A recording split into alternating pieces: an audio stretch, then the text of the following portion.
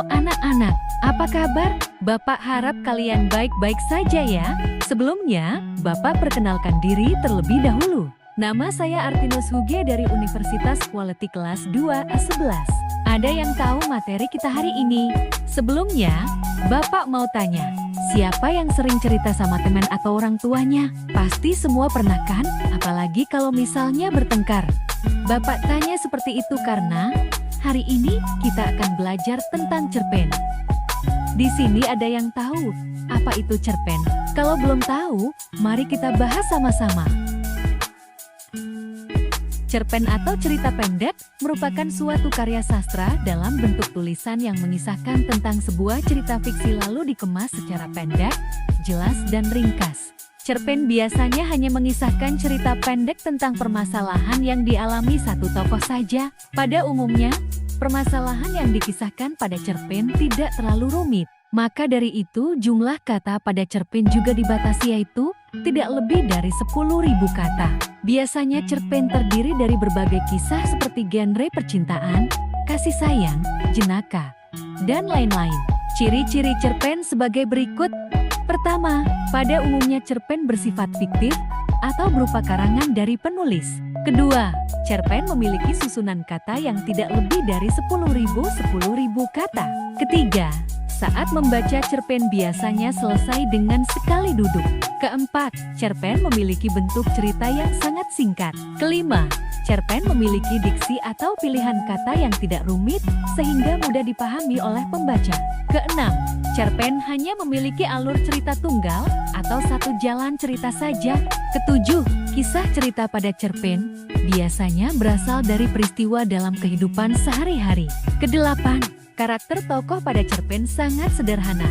Kesembilan, di akhir bagian, biasanya terdapat pesan moral yang sangat mendalam. Adapun fungsi dari cerpen yaitu: pertama, fungsi rekreatif sebagai sarana penghibur bagi para pembaca. Kedua, fungsi estetis sebagai nilai estetika atau keindahan yang ada pada cerpen.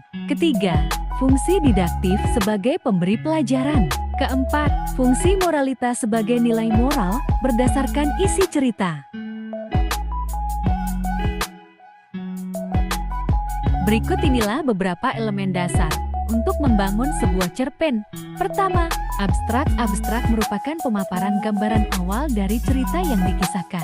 Kedua, orientasi. Pada orientasi cerpen, biasanya menjelaskan tentang latar cerita seperti waktu, suasana, tempat atau lokasi.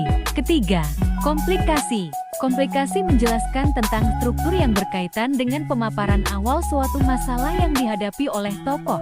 Keempat, evaluasi. Pada bagian evaluasi ini terjadi konflik masalah yang semakin memuncak.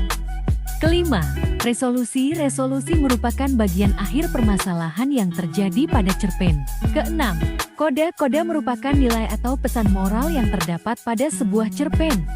Jadi, itulah struktur dasar dari cerpen. Sebuah cerpen atau cerita pendek memiliki suatu unsur pembentuk yang harus ada di dalam cerpen itu sendiri. Unsur ini dinamakan dengan unsur intrinsik.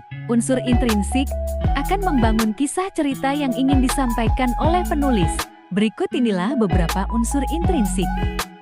Pertama, tema. Kedua, alur atau slot. Ketiga, setting. Keempat, tokoh. Kelima, watak. Keenam, sudut pandang. Ketujuh, amanat. Jadi, kalau anak-anak membuat sebuah cerita, harus mempunyai struktur dan unsur tersebut. Inilah contoh dari cerita pendek yang berjudul Semut dengan Merpati. Baiklah, adik-adik, semuanya sudah paham kan? Karena pembelajaran kita hari ini sudah selesai. Bapak harap kalian memahami apa itu cerpen, ya adik-adik. Bapak pamit undur diri. Terima kasih.